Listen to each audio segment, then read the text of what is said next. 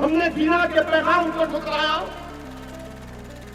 दिल्ली का मैसेकर हुआ आसाम में, लाशें पड़ी हुई थी खेतों में, हमने कहा हिंदुस्तान जिंदाबाद। बाबरी मस्जिद की शहादत हुई, हमने अपनी मस्जिद के गम को दबा कर रखा, मगर मुल्क से वफादारी की, कहा हिंदुस्तान जिंदाबाद। वो 1927 का साल था। तारीख थी 12 नवंबर।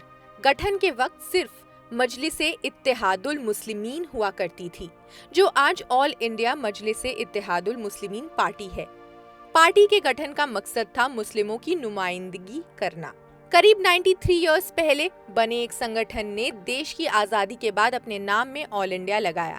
The AIMIM is unabashedly and controversially a Muslim party. और किसी भी मुस्लिम पार्टी ने ऐसा पैन इंडियन अपील नहीं दिखाया था since the Muslim League in the days before partition. Uttar Pradesh में 2017 में कई सीटों पर जमानत जब्त होने के बाद भी 2022 के विधानसभा चुनाव में ओवैसी का दाव और the Owaisi factor is all about किसका खेल बिगाड़ेंगे और किसका बनाएंगे ओवैसी। 2014 क्या इस समय भारतीय मुसलमानों का राष्ट्रीय स्तर का कोई नेता है? तुम्हारी सर्दी कम करेगी ना तुम्हारी गर्मी कम करेगी। उनके जो लोग मर गए मुजफ्फरनगर में, उनको दफनाने की भी इजाजत नहीं दी जा रही है। बताओ मैं क्या लाशों पे सियासत करूं? नहीं, मेरा काम जिंदगियों को बचाना है, मरवाना नहीं है। जिसको मरवाना है वो सियासत करे, मैं ये सियासत नहीं कर सकता।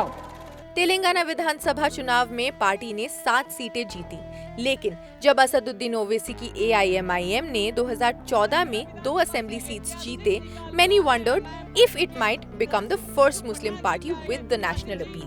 विजय के बाद पहली प्रतिक्रिया क्या है? मेरी सबसे पहली प्रतिक्रिया ये है कि ये मेरी अकेले की जीत नहीं है, ये हमारी सबकी जीत है, पूरी मुस्लिम कम्युनिटी की जीत है, पूरी माइनॉरिटी की जीत है।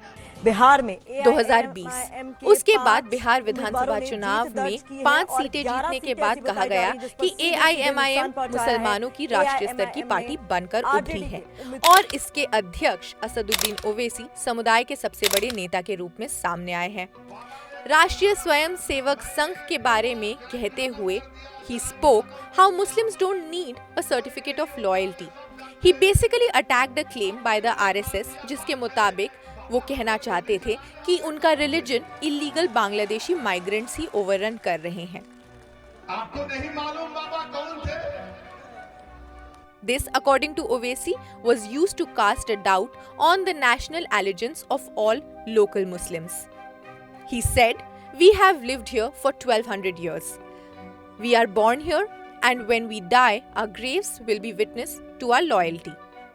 1938 में हैदराबाद को मुस्लिमों की अलग रियासत बनाने की वकालत करने वाले हैदराबाद के एक नवाब बहादुर यार जंग को इस पार्टी का अध्यक्ष बनाया गया। 1944 में उनकी मौत हो गई और फिर इस पार्टी के अध्यक्ष बने कासिम रिजवी। उनका मकसद था हैदराबाद को इस्लामिक राज्य बनाना। तब देश के गृह मंत्री थे सरदार पटेल। उन्होंने हैदराबाद में सेना भेजी। 5 दिन तक लड़ाई हुई और भारतीय सेना ने राजकारों को तहस नहस कर दिया। राजकार मारे गए, जो बचे उन्हें गिरफ्तार कर लिया गया। कासिम रिजवी को भी गिरफ्तार कर लिया गया और हैदराबाद इंडिया का अभिन्न अंग बन गया। करीब 10 साल तक निष्क्रिय रहने के बाद भी 1958 में अब्दुल वाहिद ओवैसी ने पार्टी को सक्रिय किया और इसे राजनीति के लिए तैयार किया। 1960 में हैदराबाद में म्यूनिसिपल कॉरपोरेशन के चुनाव हुए थे। इस चुनाव में पहली बार AIMIM ने अपने उम्मीदवार उतारे थे और 24 सीटों पर जीत दर्ज की थी। इनमें से एक नाम सलाउद्दीन ओवैसी का भी था, जो असदुद्दीन ओवैसी के पिता थे। 1962 में पार्टी ने विधानसभा का चुनाव लड़ा। इस चुनाव में सलाउद्दीन ओवैसी जीतकर पहली बार विधानसभा पहुंचे थे।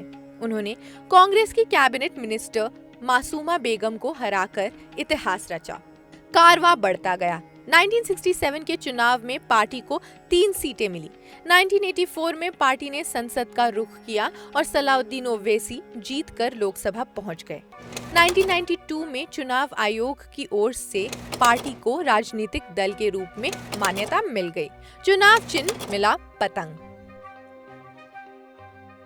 UP elections 2022। यूपी चुनाव के लिए पार्टी ने जन अधिकार पार्टी और भारतीय मुक्ति मोर्चा के साथ एक तीसरे फ्रंट का गठन किया, जिसका नाम है भागीदारी परिवर्तन मोर्चा। The AIMIM, which is likely to contest around 100 seats, has so far announced candidates on 66 seats, most of them with a sizable population of Muslims. Modi ji, Yogi ji याद रखिए, ओवैसी को सुरक्षा देकर आप अगर पहलू खान को, जुनैद को, रकबर और अखलाक को सुरक्षा नहीं देंगे तो मेरी सुरक्षा का क्या फायदा। आप अल्पसंख्यक समाज के भारत के गरीबों को, मुसलमानों को, दलितों को, पिछड़ों को एक कैटेगरी का नागरिक बनाइए। मुझे इनकी हिस्सेदारी चाहिए। हमारी लड़ाई हिस्सेदारी की है।